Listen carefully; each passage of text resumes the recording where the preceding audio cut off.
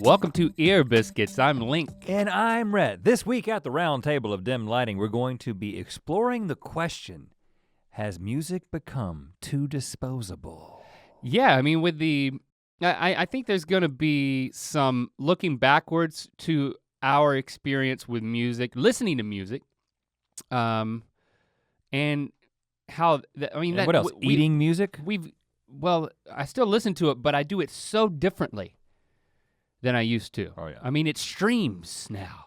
And streaming has changed everything in terms of even how you view music. And is it devalued in my own mind because of how readily available it is via streaming? Or is it not? Or is it not? And what have we gained?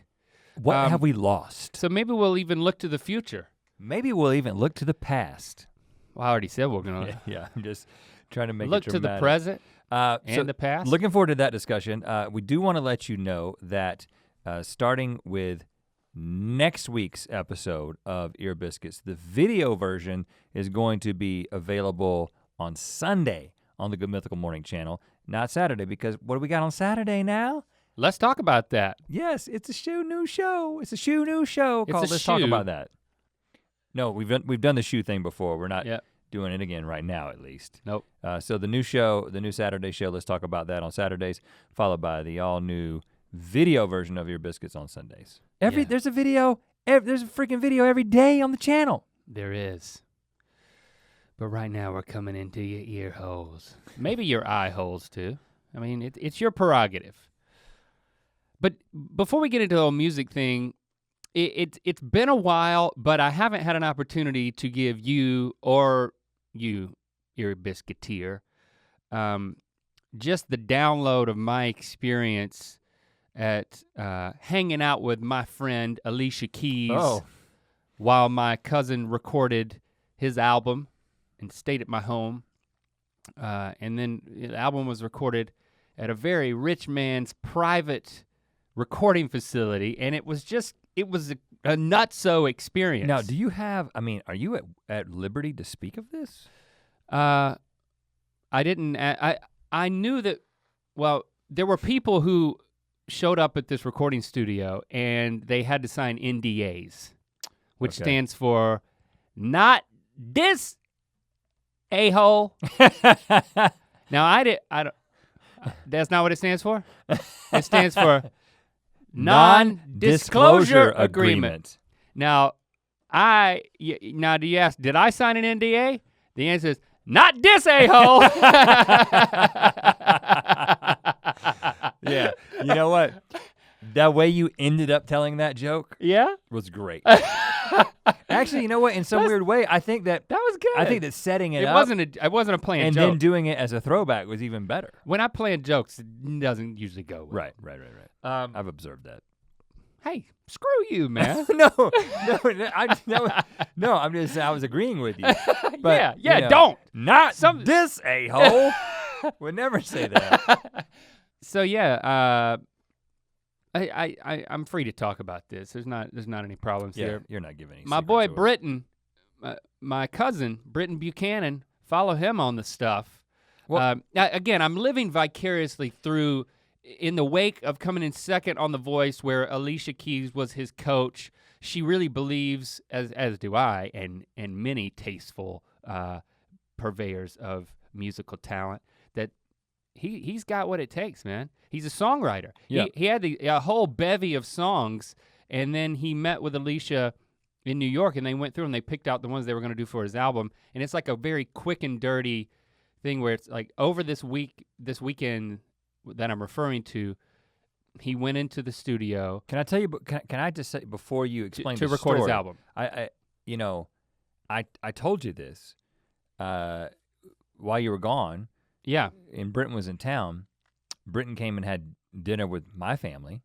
And just a side note, because I also haven't said this, the reason Britton came into town, he was gonna hang out with us for the week, and that's the week that my papa passed away, and I went home for the funeral. And I just wanna say, because I haven't said it on here, thank you all so much for your outpouring love and support and encouragement that you've been posting everywhere ever since we posted that the dealing with imminent loss episode of Ear Biscuits. So I just wanted to say thank you for that.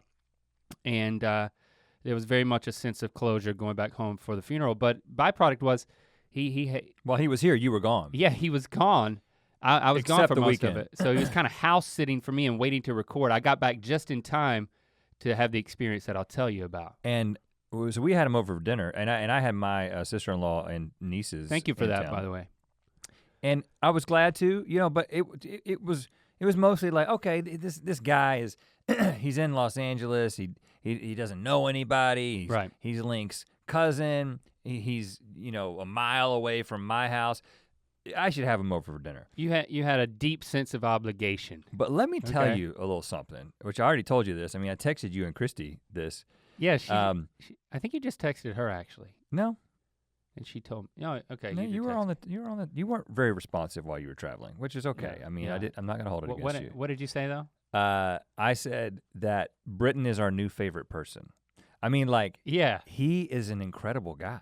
He's super cool, isn't he? I mean, it's not just that he's cool. I mean, he's genuine. He's not actually not cool in the right way that you shouldn't be cool. He's not too cool for school. It's not 18 years old. It's the fact that he's 18 years old and he's so first of all, he's woke. He's woke. I don't like to use the word, but he's incredibly woke. He's incredibly smart. Okay. He's incredibly observant. I mean, you made some false assumptions, being that he's from this podunk. He's from Sanford. No, I didn't make any assumptions at all. I just came in. I can say podunk because my dad lives there. I came in with no expectations at all, but I definitely did not come in expecting him to be, because I remember being 18 years old. I remember the way that I thought about things at 18 years old. Or lack of thought about things. And the way that I engaged with other adults who are not 18 years old. Right. And this guy he's something special. Now, well, I don't think he considers you an adult. Let's just put that on the table. Set aside the fact that he is incredibly talented, incredible voice, great songwriter, all those things which are true, and you'll get into that. He's a really good guy. In fact, so he talked about so many things. He stayed over into our house until it was like 11:30 at night. And then he leaves, and the first thing that my oldest son, Locke, says is like, and this is a 14-year-old. 14-year-olds don't issue these kinds of things. Yeah. He walks out the door closes, and he's like, that is a great guy. Really? He really is. And he is. He's just like a genuinely great guy. He should have won. I mean, how did all the greatness get on that side of the family? That is also my side of the family. So if you were trying to cut on me, it actually became a compliment. So thank you. No, that part of the family tree, just that branch. I mean, it's very concentrated. Did any of the greatness you're a make good it guy, to my branch? He's a great guy. Okay, I won't do that again. Because he didn't win, he's got a little bit more freedom to then cut this album, work with Alicia on it. And I was like, oh, I get to meet. Of course I wanna go with you to this studio. I wanna see what it's like. I love watching music documentaries. I love talking about the type of music stuff we're gonna talk about today.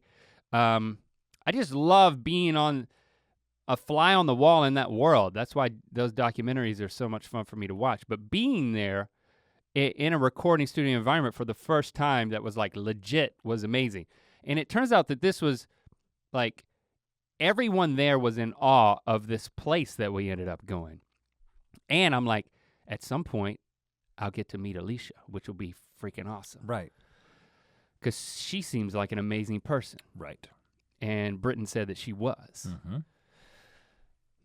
It was, and I gotta read about him here a little bit to get this stuff straight, but they somehow worked it out to get an invitation to record his album at Paul Allen's house. Mm-hmm. Paul Allen is the co-founder of Microsoft along with Bill Gates. Yeah, he has a little bit of money. According to his wiki, he is the 43rd richest person in the world. Oh, only 43rd? Net worth $25 billion. He also owns the 14th biggest yacht on the planet. How big is that?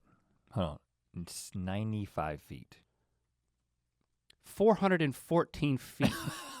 It's called Octopus. Okay, my yacht knowledge is incredibly As of 2013, lacking. it is the 14th in the list of motor yachts by length.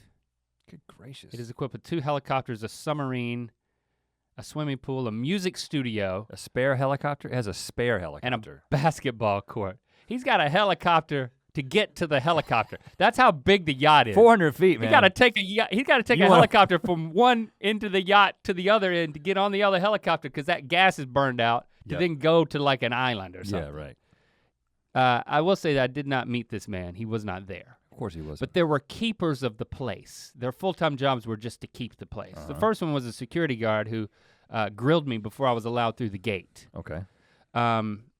And I get inside and I'm a little self-conscious because I just feel like a hanger-on. Well, you know, it's like, oh, there's an artist and there's like that's kind of what you were. his cousin.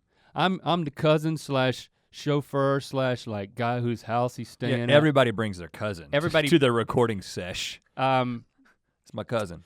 By the way, the Octopus yacht was not parked outside of his mansion, which the recording studio was this huge building, and then up the hill from it was the rest of his mansion, like multiple buildings. And it was Rock Hudson's mansion. Oh. So Marilyn Monroe swimming around in Rock Hudson's pool, there's probably pictures of that everywhere. At least that's what Chris, the keeper of the studio, told me. I mean, you go outside of the studio and it's like, it looks like a resort, but it's just this private home. And I look around the corner, I'm like snooping around because I'm not doing anything. Yeah, you're not in any danger. And I look up the hill at the mansion, and then lo and behold, there's a big thing coming down the hill. There's it's on a track, and it's like a gondola? It's like a gondola, except it's on a track. A track It's like gondola. It's like an elevator, a huge train elevator that connects the studio to his house. That's freaking crazy, man. So this is what happens when you the studio are looking for ways to spend money. The studio itself is over 10 years old. It all looks brand new, and it's a 3-story building that the whole facade overlooking Beverly Hills is just glass walls. And you can find footage of it by searching for U2's live performance of Songs of Innocence. I think their latest album. If you search that on YouTube, there's some live performances that they recorded in this studio. They recorded a lot of that album there. You go into the booth, or you go into the engineer console, whatever that thing's called, and there's a big signed thing that has everybody from U2 signed it. He's got memorabilia hanging everywhere because Paul Allen's a huge rock and roll nut. Yeah. He's like a big Jimi Hendrix fan. He's got a warehouse. Britton told me that they told him a warehouse full of like all the guitars he's collected. If you can name like a really famous guitar, he probably owns it and just has it in a warehouse, including the guitar that Jimi Hendrix set on fire, on stage. So anyway, I go in. This place is it's state-of-the-art amazing because he just threw so much money at this thing. And then all these vintage guitars they're just bringing out for the band to play that he just has there. I'm really self-conscious. I meet the first guy, he comes around, he says, "Hey, how are you today?" I'm like, "I'm great." He says, "Hey, Grant, nice to meet you." And I'm like, oh, that was just not, I was like, actually, I just said I'm great. Heretofore known as Grant. But my name is Link. And he's like, "I'm Chris, nice to meet you." I'm like, oh gosh, I've already screwed up. Yeah. You never recover with that I tried guy. to be really quiet and not say a lot. That's Grant and over there. just hang out. Grant's the quiet one, the cousin. But the place was just crazy. And then finally, it was 3 different days that I took him there and I was hanging out, over that weekend. Yeah. And the second day, Alicia shows up in the middle of him recording, and she's simultaneously stunning. She's beautiful, and then she exudes. She's got she's got more positivity than anybody I've ever experienced. The way it just like radiates off of her. More than me? even more than you, Rhett. That's it's surprising. great. It's great to have an idea of a celebrity and then meet them, and it just delivers. Right. You know, she delivered like 9 months of pregnancy. Bam. The bar is really high and she just floats right over it. Yeah, I'm a big fan now. She's great. Super nice. She likes Grant. Yeah. She's a big fan of Grant. I met her husband, Swiss Beats. Swiss Beats. Famous rap producer. Heard the name. Jay-Z, DMX. You met Jay-Z and DMX? No, he produced I was gonna say, whoa, this songs and party albums. got crazy. Winning Grammys and whatnot. Super cool guy. We talked about eating hot peppers. I gave a little plug to our channel. Oh man. But then You instead think of Swiss Beats is instead of going to watching our channel, he pulled up his phone, he started searching. I was like, he's gonna go to my channel. I was like, I'm gonna feel awkward, but I'm secretly gonna be happy that he's watching my stuff. But instead he pulled up those freaking hot chip videos. Oh gosh. Like the ones we didn't do, you know? Yeah. I was like, well, I ate a whole hot pepper. Swiss Beats. Can you please look at my channel? He's like, but Grant, did you eat a chip? Because if you did not, I'm not interested. We met their kids, Egypt and Genesis. Wow. Yeah. Throwback. And I'm bored a little bit later. I'm scrolling on Reddit, you know, because I'm trying to stay out of the way. What am I gonna do? I'm gonna thumb through Reddit. And Egypt, who's like, I don't know, 9 or 10, sits down next to me and starts scrolling my phone for me. Of course he does. And then he's like, I don't know how, but he had like a pickpocket. Next thing I knew, he had my phone and he's watching all of, like a montage of all of the deaths in Jurassic Park. Oh. And I'm like, and I look at him like as if to say, how did you get my phone? I was literally on it and you have it. And he looked at me and he kind of went back to it. I was like, I can't see.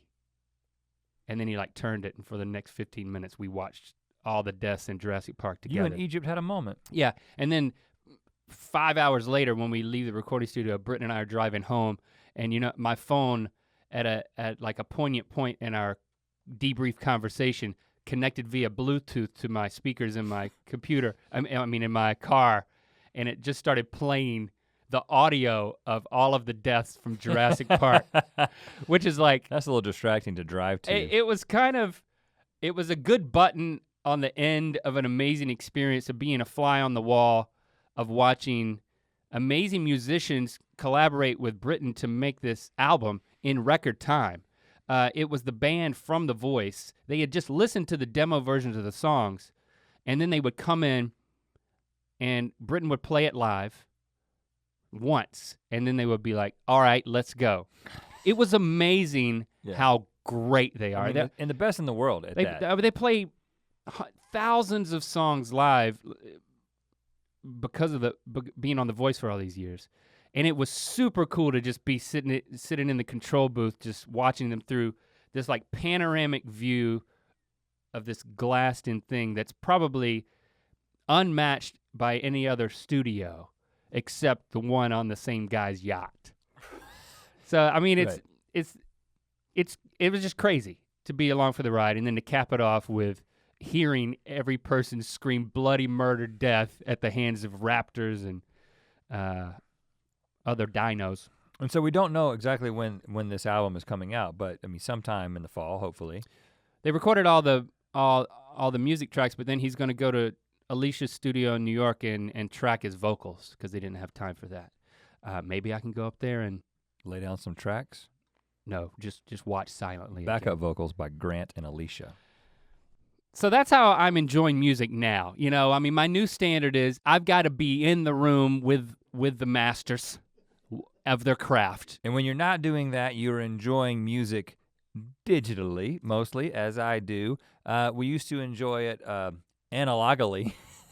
So we're gonna talk about that. We're gonna talk all about that. But first, we wanna let you know that you can get the all new Ear Biscuits t-shirt. Look at this. Dang, look at it.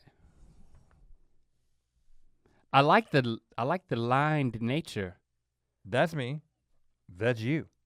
That's Ear Biscuits. that's the show that is happening right now. I like the black with the white on it. It's kind of got a roadie vibe. If you want to feel like you're on a fly on the wall of this recording experience, rep it with that shirt. Mythical.store. Other stuff too. Okay, so I do think about this question a lot. Because the way we listen to music has changed so much, what is it, how has it changed my relationship with music? Has it devalued what music is to me? I mean, do our kids view music differently than we did because they're starting from a place of having arguably free, in their experience, access to any and everything at any moment they want it, anywhere they are, via phones and streaming. You know, I think, and I guess I get concerned, but maybe I should just be nostalgic. Maybe there's just as good as bad. I'm just raising all the questions. Well, let's start, why don't we?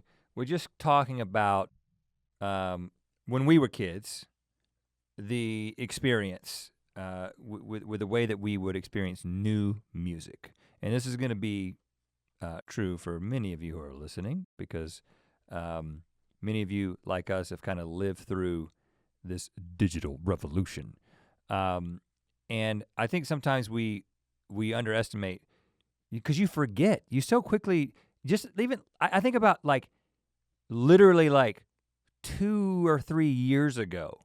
Yeah. Before I finally like went and paid for music streaming, because I was still just buying albums.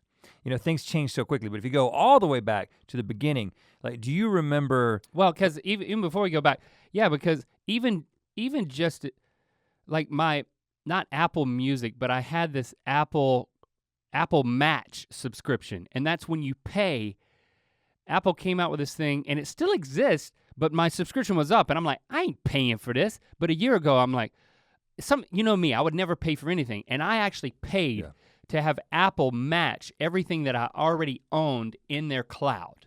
Right. And there was a handful of things that they didn't already have in their cloud that I owned that, as a part of the match process, was uploaded to their servers and kept. I'm talking like demo recordings and stuff like that, which is now occurring to me. I may have lost, but in general, it was the fact that I'm now like a year later, I'm like, why would I want to keep my music in a cloud when I have access via streaming to all music everywhere? But and again, that was just a year ago. Right. That I was paying for that. Well, but like you said, if you go all the way back. Yeah, so you know, we tell the story often about the first time we bought our own music. I want to go back even before that. Okay. To the very first time I consumed music kind of on my own. And for me, that was with a record player in my bedroom. A record player? A record player. So before, because I remember getting my first, we called it a jam box. Yeah. Boom box is usually what they refer it to as, but and then we would get the ones that had like 2 cassette players and the record player on top. But I'm talking before that, it was just a record player. And my collection of music was just my parents' old records. And it was, I remember some very specific things like the Four Seasons, like Frankie Valli and the Four Seasons, Chuck Berry, Elvis Presley. I mean, there was about 12 albums that they had just, for some reason, ended up in my room. So I would listen to those same albums over and over again. And then there was also, what is the smaller record? Is a 45? Is that what it is? Yeah. And you have to change the speed for that. Right. There was the official song, like theme song of the Georgia Bulldogs. Really? And the center sticker on the record had like a Georgia Bulldog, UGA, they called it. Uh-huh. I don't even remember the song at this point, but I'm sure that it's not the fight song, it's like this Bulldogs song. And that was it. I just played that stuff over and over again, and of course, listened to the radio.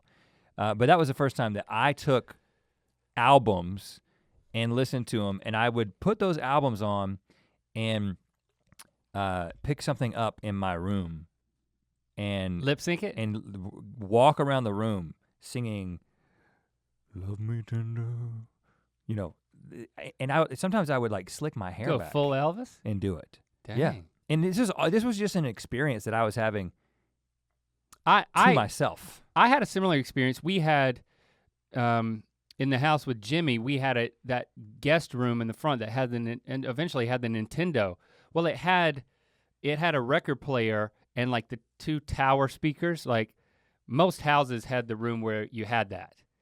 Or if you got even older, like my Nana and Papa, they had like the big piece of furniture that had the record player in it and the speakers coming out the front, which you can buy at like vintage stores now, big honking piece of furniture.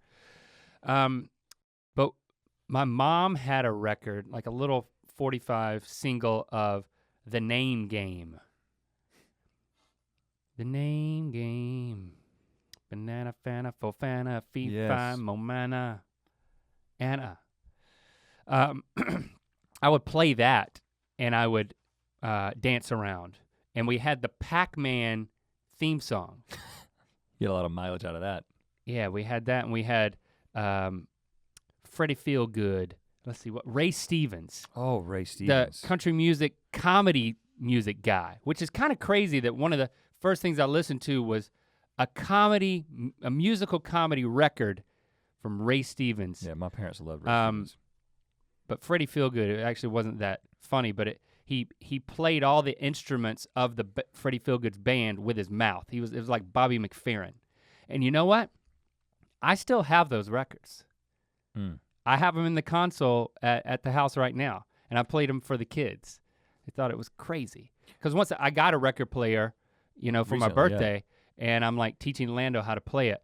But yeah, you would listen to the record, and I'm reminded now that I finally have a record player now that it's almost it's a focused experience. You put this disc on there, and then it plays for a certain amount of time, and you kind of have to be there for it because the speakers are only there. Mm-hmm. You can't walk anywhere you want. And then you would flip it over and you would listen to the other side. And while you're doing that, I mean, you think about how intimately familiar you were with not only the music itself, but the device, the actual medium, the record itself, and then the sleeve. I would sit there, the album cover itself, I would hold it. And I remember seeing that Four Seasons album. Of course, they all wore the same exact thing. You notice new things because you've done this 100 times. And you just sat there and looked at it, made observations about like, oh, look at how Frankie Valli's like sitting over there. He's like obviously a little bit different. They're all together, but he's kind of out in front and a little bit to the side. And you just made observations about their hair and their clothes, and then you read everything on the back. It was just a totally different relationship. And then it was, like I said, for me, it wasn't this endless supply of records. That was it. And it wasn't being added to. It was like, we just had that handful of records that I listened to all the time, and it was either that or the radio until I was given the opportunity to buy my first album. But it was just a familiarity with which that, was a tape, right? Which was a cassette. Yeah, it was a cassette. It was Weird Al in 3D. Yeah, and mine was Weird Al even worse. I didn't buy music until later. Your mom had more music available than my parents did, I think. Yeah. Because I don't remember, they were buying Lionel Richie, things, Michael Jackson, Al Green. That's what like my mom got me into, and she had those records. But as far as tapes, the second tape I bought was the Fat Boys. I had the Fat Boys. Well, my brother had the Fat Boys. If my brother had it, it was technically available to be listened to. And that's the other part of it. Music was so much about if you had that physical thing, and if somebody gave it to you, or if your brother had it, I mean, getting into rap music was because your brother was into it and his friends. So Cole and Oliver would listen to rap music on their tapes, and when I come over to your house, I knew you had tapes, but if your brother had the tape, it automatically became more cool. So I remember I would go in his room and I'd like see, oh, he's got Cool Mo D. Cool Mo D. I specifically remember being introduced to Cool Mo D. He's got EPMD. Yeah. He's got NWA. And Yeah. I mean, the funny thing is like you got these, and this is something that Straight out of Compton. This is true. This was true all over the nation. But you got these little redneck white boys in middle of nowhere, North Carolina, who are buying NWA, having no idea what any of this is about, but just being absolutely and mesmerized. it was a thing. It wasn't. It was like, oh, you've got the thing. I mean, it was an illicit object that you would insert into a thing, and then music would come out. You know, it wasn't something that just it was contraband. Was in your pocket and it was everywhere. It was contraband. Yeah. It was secret, and it was, you could touch it and you could feel it and you could feel guilty about it. And you remember Jeremy Fisher, who lived down the street. Yeah. Because there was so much profanity in this music, and our parents were upset that we were listening to it, but they never really heard it directly because you knew when they were coming up the stairs to cut it off. What he did, he was like, well, I've got a solution. He was like, you take a couple of pieces of toilet paper and you put it into the top. Your ears and you won't hear it. You put it into the top of the cassette and wait until it gets to that point on the tape where there's a curse word. Hit pause and then hit record and then hit unpause and go beep, and then he would literally record his own beeps over the curse words. He was the neighborhood censor. Which made NWA very difficult to listen to. A little bit distracting because everything would drop out except Jeremy Fisher's beep. And he provided this as a service. He was like, I'll take your tape and do that for, and that happened one time and I never let it happen again. Talk about a dead career path. But the other thing I remember from that era was the way that the process of being introduced to new music from someone else was, hey, listen to this. I remember being over at the Hetrick's house. Uh-huh. And you know, Mark was like a year older than Paul was, I think, Cole's age. Yeah. So a few years older. And we sat down in Paul's bedroom and he was like, have you guys heard Metallica? Oh, snap. And I was like, what's Metallica?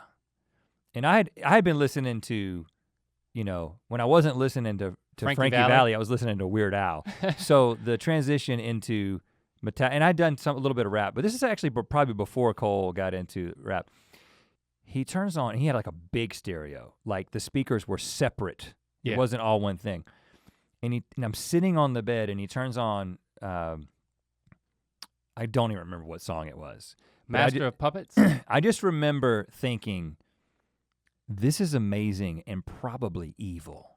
You know, it was so aggressive. It made me think differently about Paul Hetrick. I just remember thinking, this guy, he must be into some weird stuff because my point of reference. But I just remember thinking, it wasn't like, I mean, just the other day I had somebody send me an album by just sending me a link on my phone. And then it was just like, I'll get to that when I want to. No, that wasn't how it worked back then. It was like, come into my bedroom, sit down. It was like inner sanctum. And I'm going to control the volume. I'm going to look at you as you're experiencing this. I'm going to check in with you and see how you're processing this. And it's this moment that I remember in a way that I just question whether or not you have the ability to have that level of experience when somebody just sends you a link to a song.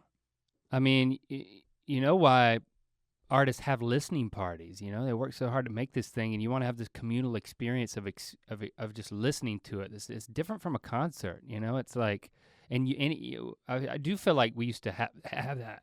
It makes you cry when you think about it. I'm getting so choked up. I mean, yeah, the thing about Discovery, it was come into my room, I'm gonna play it for you, or I'm gonna loan you this object, you're gonna dub it, and then give it back to me. And while you're listening to it, I can't listen to it. Unless it comes on the radio. Or you go to the store and you buy it. And for me as a kid, every weekend my mom would go shopping. But I didn't have money to buy a cassette every weekend, but it was a very strategic thing. Like I had to decide, okay, Rhett has the MC Hammer album. You know, what was it called? It was the one before. Too Legit to Quit was the. No. Please Hammer Don't Hurt Him. Please Hammer Don't Hurt Him. Yeah. Which was before the You Can't Touch This album. But Cole has this other guy, Young MC. I think You Can't Touch This was on Please Hammer Don't Hurt Him. Did you have Did you have Young MC? Yes, Cole had it. And then you had MC Hammer. And I felt like, who am I gonna side with?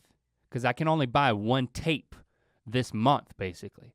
Or am I gonna buy something that's a little more out there that nobody has, so that I can say, hey, I got something nobody's got, and it's actually good.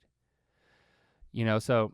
And at the time we had a sense. It was an investment mentality, because you got $8 to $12 you want to spend on an album. You can't listen to it ahead of time. There were a few places eventually where you could listen to CDs in the store and use dirty old headphones that everybody's been putting on.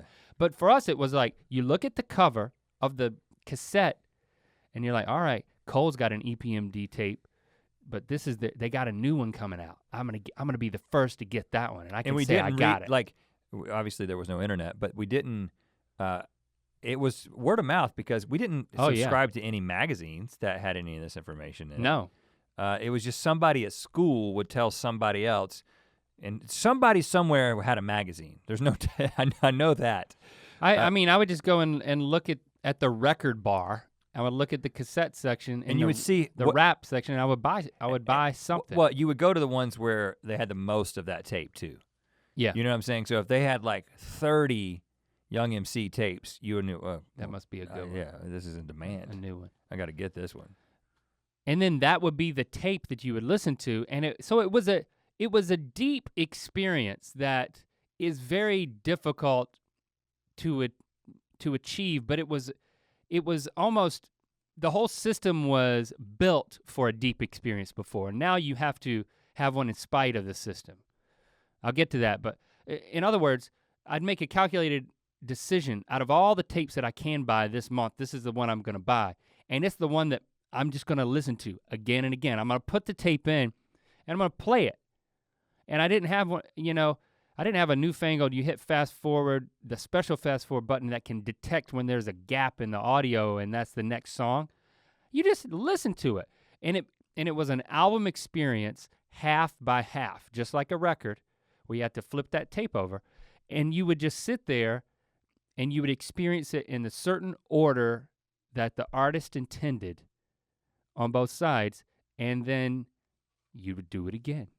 And you would sit there and you'd unfold those liner notes, and you would read the lyrics, and you read who they were sampling.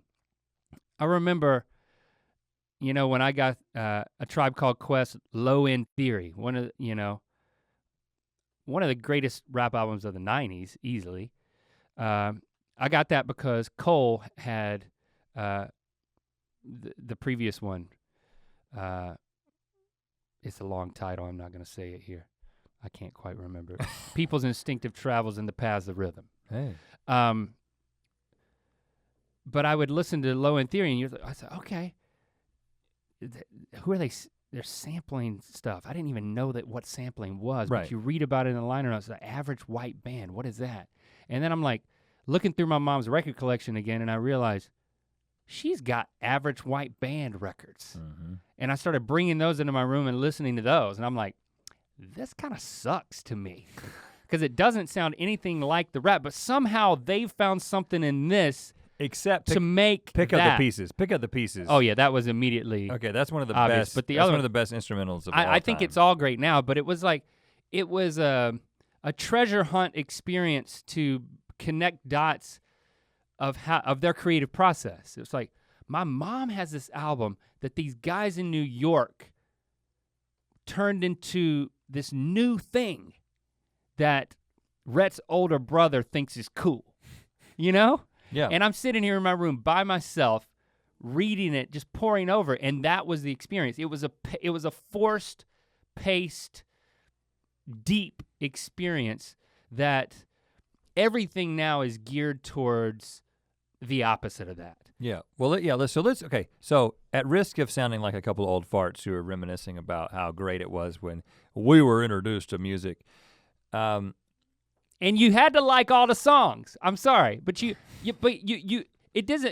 If It's not listening. I you'd listen to you know the songs that sucked because you'd listen to those too, right? Well, because you had invested in it. Yeah, Because you spent bought money it. and time. It's like I've got to get through this because it makes it feel like it's worth it. Now let's contrast this with the way things are today, and I'm not going to.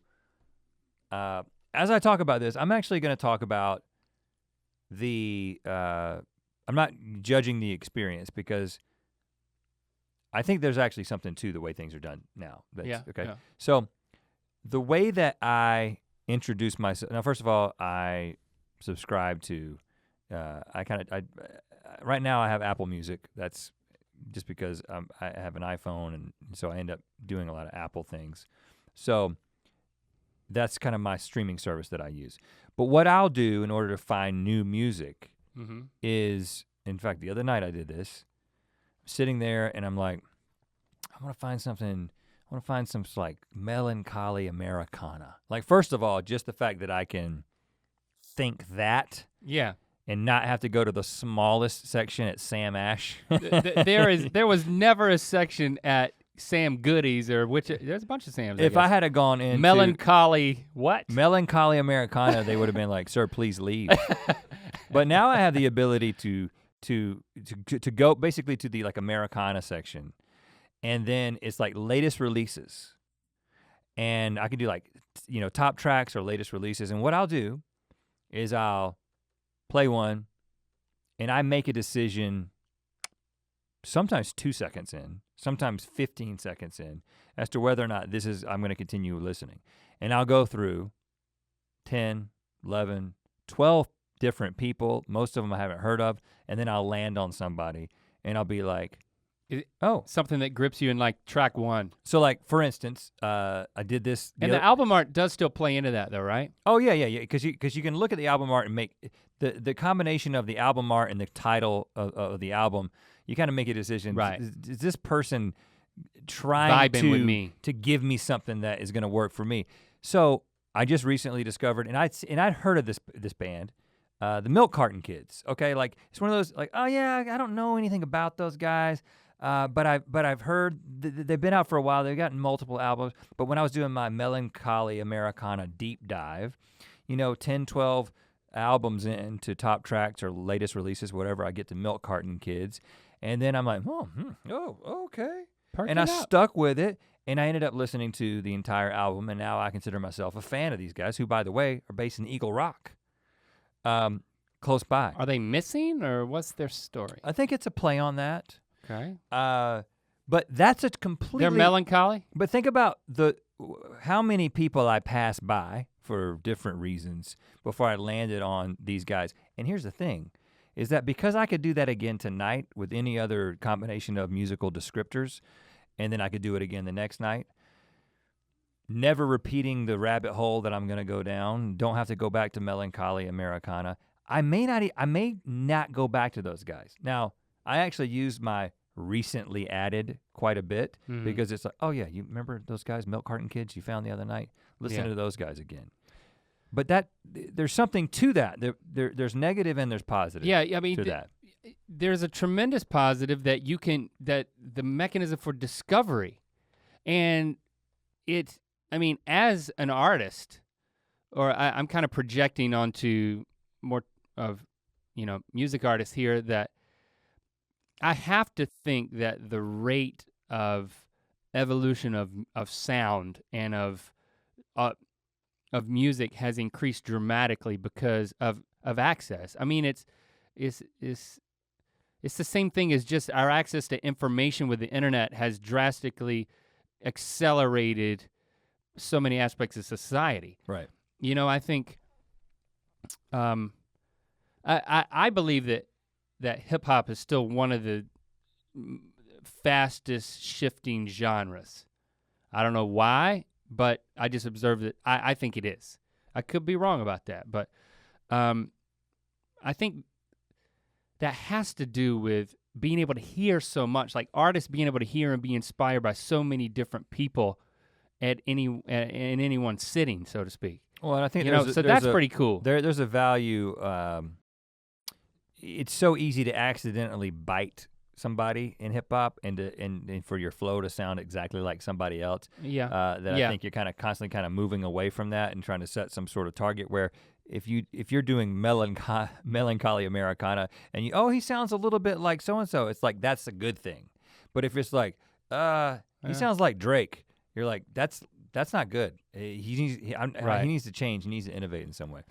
But when I think about my kids and the way that you mentioned Tribe Called Quest. So the other day we were on a road trip, and I've done a couple of these things where I start thinking back on some music that I got introduced to, and I'm like, I'm going to listen to this and I'm gonna tell my kids what I was thinking and how I first heard this and that kind of thing, and we kind of go through. Yeah.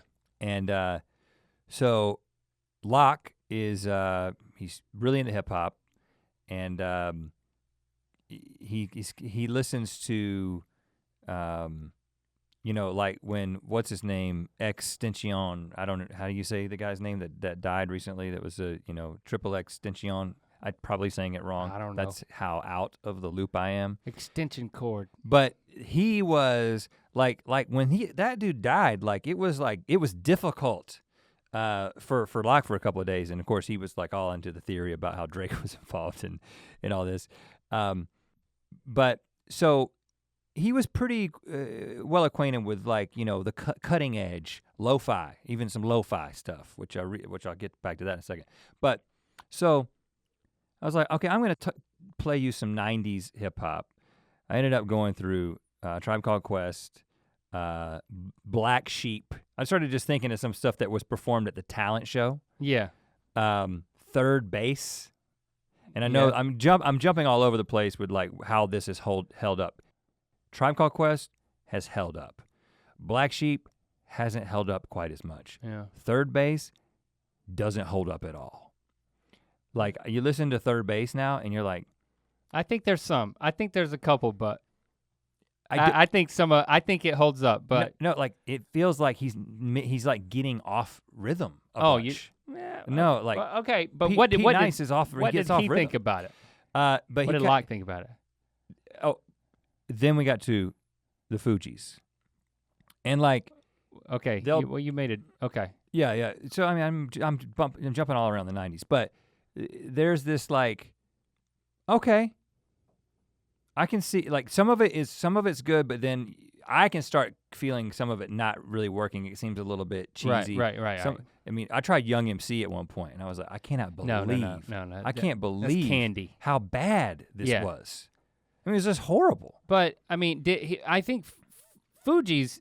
I hope he Fugees thought great. that was great. No, he thought it was great. And it's less about what he thought about it. He appreciated it. He thought some of it was good, but it was more how easily I could just think of something and introduce him to it.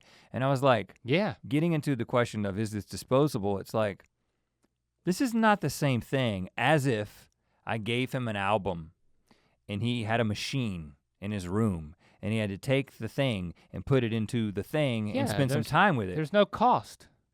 So time, money. Without doubt, an individual album or an individual song has become more disposable. But at the same time, as a family, we do things that my family never did. We play music. Yeah. All the time. Yeah. Like, when I go home tonight, music will be playing in my house. We eat dinner, half the time, music is playing. Wake up in the morning, music is playing. We've got a computer and an Alexa in the kitchen. And so yeah, we do the same thing. It's just and you know what? Music's always playing. I came into the kitchen the past a few days, and the Beatles have been playing. And you know, I don't play the Beatles, but I mean, of course, I love the Beatles. You have to. But it's Lily who somehow has gotten into the Beatles. She went to a girls' rock summer camp with a friend of hers, and they got her into the Beatles, and but also like the White Stripes, and so it's she's found people that she thought was cool that liked cool stuff, and now she's liking that, and she's starting to to be exposed to things like the Beatles, and it's easy. It's just around. I mean, so there's the deep experience we had is now the wide experience that our kids have. You know, the widest an experience got for us back in the day was, you remember this, the BMG music service. Oh, yeah. They would, and also Columbia House, it would be 8 CDs for 1 cent, or it would be an ad for 12 CDs for the price of 1. And what you would do is they would send you this big envelope, and you would open that up, and it would have a sheet. Hundreds of It would have albums. a sheet with like 12 blocks, 12 empty blanks, and then the one that you'd pay for, and it would be stamps, like lickable stickers of albums. Oh, I had one that was a check mark. It was like ordering sushi. The one, yeah, they were all different kinds, and it was very like, again, it was part of the ordering process was like holding. Tactile. And it was a catalog and figuring this, a lot of them looked like music magazines where they would like, Columbia House, they would have articles with like weird factoids about crap in them to make you think that you're reading like a Rolling Stone type ripoff. Yeah. But then you would select the album and you would order 13 CDs. This was the age of CDs. And it wasn't easy to figure out which 13 you wanted because as people who had bought one album at a time, maybe 2 on a really good birthday. It was intimidating. It's like, how do you get to 13? I'm throwing AC/DC in there. Yes. It's, Back in Black, which I'm really glad I did that. I mean, I first heard Bob Marley because you put that in your 12. Yeah, I did. And it was like, okay, I was on a classic rock kick, and so it was just like I just went through classic rock's greatest hits section, and I took those stamps off. So like Cream and Eric Clapton, the Eagles. Everybody's got to get that Eagles greatest hits album, right? That's how you learn how to play guitar. Tom Petty and the Heartbreakers greatest hits with Mary Jane's Last Dance on there. And things changed. I was listening to that talk about a song. And now that is a good song. The relationship. And then they ship you 12 CDs at once. CDs changed the relationship with music because now not only it was still tactile, it was still an experience of owning something. But you can skip around. And I wasn't even, you're totally right about that. You can skip easily, so it made it a little bit easier to dispose of, but it also was a little bit precious because especially if you were like me, I'm assuming that you didn't do this as often as I did, you leave the CD out. Scratch it? Man, no. Yes, yeah. You can't scratch that CD, well, man. I think I probably speak for a lot of people out there in that many of your CDs, now you think I'm bad. I remember when I first got to know Jessie and she would put one of her CDs in her car. I mean, it was like looking at, like when you got the light just right on her CD so you could see all the scratches. It was like, she let a cat get on this thing. Like she has let a cat work its feelings out on the surface of this CD. Yeah, and you're listening to Hit Me Baby One More Time and it's only just hit me. And that happened, so funny thing is I have an artifact of this time in my life on that album, on Back in Black, the actual song Back in Black. Yeah. Somehow, when I transferred all my CDs over to my computer years ago, and then they were matched on iTunes, I thought it was supposed to like repair if you had some issues. Yeah, it is. Something happened with Back in Black, and it still has all the skipping from that CD intact. What if you accidentally overwrote the master in the cloud? I don't think that's possible. So like you ruined Back in Black for everybody for perpetuity. Well, first of all, I apologize if that's the case. Just a side note, I got to when I was thinking about BMG, I was thinking, how do they make money? And I did some searching about it. If you didn't cancel it. If you didn't, here's what they did. They would give you the 13 CDs, you only bought one, but then maybe it was every month or every few weeks, they would send you, it's kind of like Netflix. They would send you another CD in the same genre that you picked for me, classic rock, and they would charge you for it until you basically wrote them and told them that you're canceling. And then, so they would charge you overpriced amount. They made it very difficult to cancel. Yeah, and I found, when I was looking for that, I found this documentary that I'm gonna watch. So I'm recommending something I haven't watched except the beginning of, and it was a guy, filmmaker Chris Wiltshire. In 1994, the first thing that he did was he got a job after he graduated. He got a job working at Columbia House. In the place, and he took his video camera to work every day and documented his process of working at Columbia House in 1994. And it's called The Target Shoots First. I mean, this guy went on to produce a lot of other things, including the television version of This American Life when that was on Showtime. Yeah.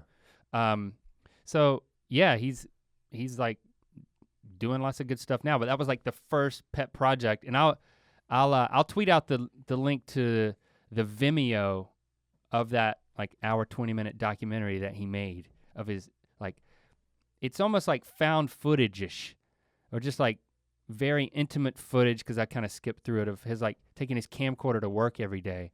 And it's just like a snapshot of what the music industry was like. Well, and Columbia House is such a weird thing. Right, a weird moment. Now, another thing. But the experience was, that's as wide as it got. And now it's infinite. And so here's another just anecdote about the way things work. And just not too long ago, by the time you hear this, it will have been a few weeks, I'm sure, but I was doing some writing the other day on one of the projects that we're working on. And I like to listen to instrumental music when I write, because I don't like to be manipulated. I also I don't like to listen to words, because I'm writing words and then all of a sudden I start listening to words, and I also don't want music that has too much of an emotional quality, because I feel like it will influence when I'm writing. So I like things that are a little bit, non-committal. And so I tweeted this out. Shout out to Red MC on Twitter. If you follow me, you know that I tweeted this. If you don't follow me, you don't know. That's your loss. I tweeted, does anybody have any recommendations for instrumental music for writing? And I kind of qualified it with, I don't want it to be too emotional, whatever. Thank you for all your suggestions. Someone, actually multiple people said, lo-fi, just search lo-fi hip hop 24/7. Just Google that. Okay. And if you do that, a YouTube channel from Chill Hop Music comes up, and it's just a live stream. There is a looped animated video of, I think now it's like a raccoon in bed, like studying or something. It's like a character like sitting there in his bedroom, like chilling out, writing or typing. I can't remember what he's doing. And then this, Is that the part that matters the most? No. They play 24/7. But what's lo-fi? Well, lo-fi hip hop is like amateur. It's amateur made mixes. We're talking like SoundCloud type music here. Okay. But it's all about the same BPM. It's laid back, and it kind of just effortlessly flows from one thing to the next. And it's actually become like my go-to writing music over the past couple of weeks. Has it looped? Have you heard stuff again and again? No, I haven't. I don't know where the end is. And if it did loop, it's the kind of thing I probably wouldn't even notice. It's a stream. It's not a video. It may not be a loop. It's so. And again, I don't know who's making this music. I don't know how they're making money. I don't understand the business model. I mean, they've got like a link to their website in the description of the video, and I guess you can go there and do something. I don't understand the business model at all. All I know is that I'm just consuming just high volumes of music in a way that it's effortless. Ultimately, what I'm getting at is whether it's walking into my house and hearing my kids stream the latest Chance the Rapper releases that he just released, or listening to lo-fi hip hop. I can get anywhere, and I'm completely surrounded by it. So while I do think that it's become disposable, it's become so much more prolific, at least for me, but this has got to be true of everybody. What I hear you saying is it's actually become a more valuable mainstay in your lifestyle as a whole. Like because it can always be there as a constant companion. I mean, that's valuable. So I don't, but at the same time, it could make it all seem more disposable because, well, it's not an object. It's not something that I got to pore over. like the liner notes or anything like that. Well, and especially that. So, because there is something to be said for, and this is some people's philosophy. For my philosophy, once I started streaming, was because I heard people say, "Well, I pay for streaming, but if I really like an artist, I buy their album." It's like, well, once you could just add the music locally to your devices, it just became a loyalty issue at that point. It's like, am I really gonna give this artist $12 just because I really like them? I mean, yes, some people will do that. That's not a sustainable business model. But I think that what you could do, what a lot of people do, is they say, well, I do want to buy this physical thing. And this is kind of like the analog revolution that's happening, right? It's well underway. Vinyl, now cassettes are coming back. And I think that's because ultimately we haven't changed, physically, mentally, the hardware of humanity is the same as it has been for thousands of years. And so we're tactile beings, right? We experience things with all the senses. So the fact that while we kind of moved into this completely digital place where you think, oh, well, just like in the Dead iPod song where we kind of talked about in the distant future, people are just gonna download songs directly into their brain. That might happen, but ultimately, unless we change significantly physically, we're not gonna lose that desire to have a tactile experience. You're never gonna lose an appreciation for a piece of music that is on something physical. Like if I hand you, you just got a record player. If I and I bought you a bunch of crazy albums, but if I gave you an album that you didn't have that meant something to me, your experience with that, there's nothing you can do in the digital world that can top that, and that's why people are kind of rebounding going back to it. Yeah, I'm definitely, I have a desire to the albums that have been the most important in my life. I have a desire to buy them on vinyl, just to have it, just to literally have it. I don't think everybody has to do that, but I think the other thing that I try to do, that I'll go so far as to encourage people to do, is to adopt the discipline of immersing yourself in music and making focused time for that. If you're a music lover, don't rob yourself of the experience of going all the way. I'm not trying to make this sexual, but I did. I some nights I'll lay in bed with my headphones on. And go all the way with your headphones on? I typically wear my AirPods when I do that.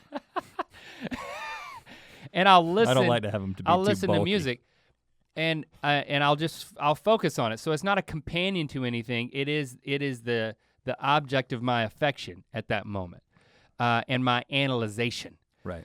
And I'll go one step further. I love doing that within the context of an album. I think with this wide experience, it's a single focused as opposed to an album-oriented world that we now live in. But I think there are artists who are still crafting albums, and like Kendrick Lamar. I mean, if you can listen, you can listen to "Don't Kill My Vibe," and that's a great song.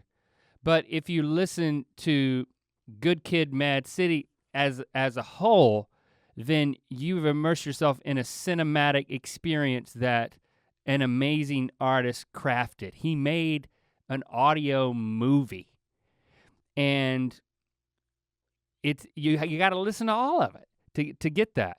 And it's your loss or mine if we don't do that. But it now takes a discipline that we were trained to expect from certain artists. And we were trained to expect from more artists, actually.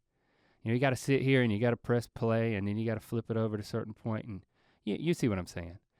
So Yeah. now we got to actually you make a decision to take time to do that. Or if you're driving in a car, still saying I recognize that this artist made this album as a cohesive work, and so I'm actually gonna experience it that way over my next 3 commutes. Well, I try to do that. I think both of us are biased against playlists. I mean, I mean, we did the mixtape thing. It was usually like mixing one artist.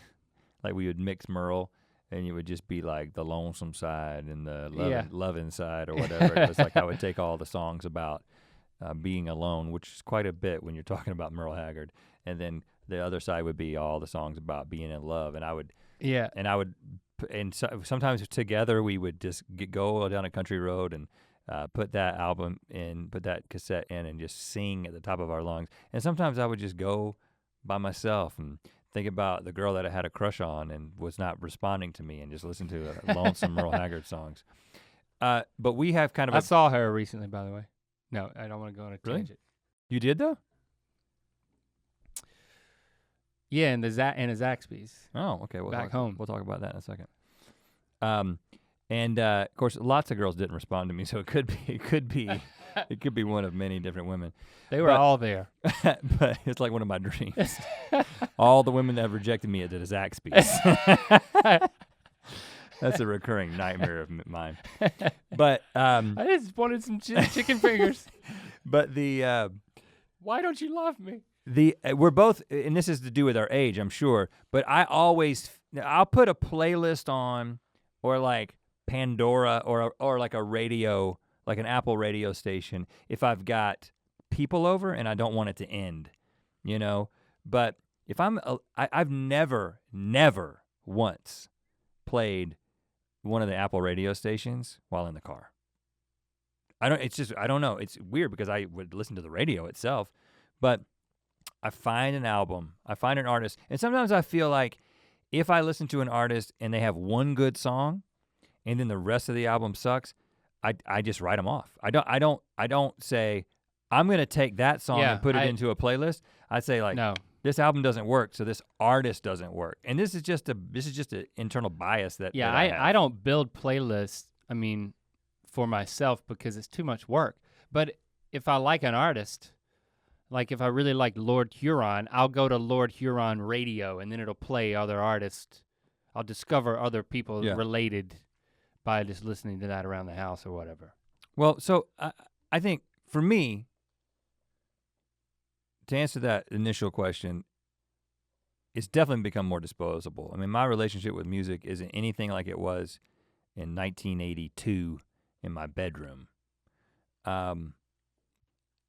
But the amount of music that is in my life in different environments, it's also, we didn't even talk about just the technology, just being able to have multiple devices all around you, being able to listen to music while you run, being able to listen to music while you're working out, when you're in your car and you're making the choice and you're being intentional about what you're listening to. Like the combination of streaming music with the devices that are available has made music so much more prolific, that I think that probably like the happy medium is somewhere kind of what you're doing, which is you've got, because I currently don't have any analog experience with music. I got like a record player, but we couldn't find a place to put it, and then I didn't buy anything for it, and then last time I tried to use it, the needle was broken, and so I'm out. I don't have an analog experience at all. And that I don't listen to it that much. It takes a lot of work. You know, it's. I mean, when I'm in bed, you gotta lift that record up. You gotta work it out of the sleeve. You gotta set it on the.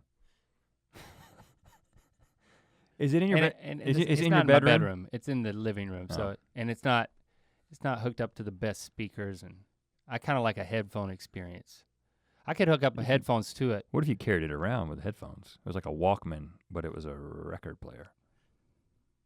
It'd be real steady-handed. I'll try it. I'll definitely try it. Well, let's continue this conversation on the internet. In the comments below, if you're watching this on Twitter, hashtag Ear Biscuits, we're gonna get involved in that conversation. Yeah, and if you have a music lover in your life, send them this episode.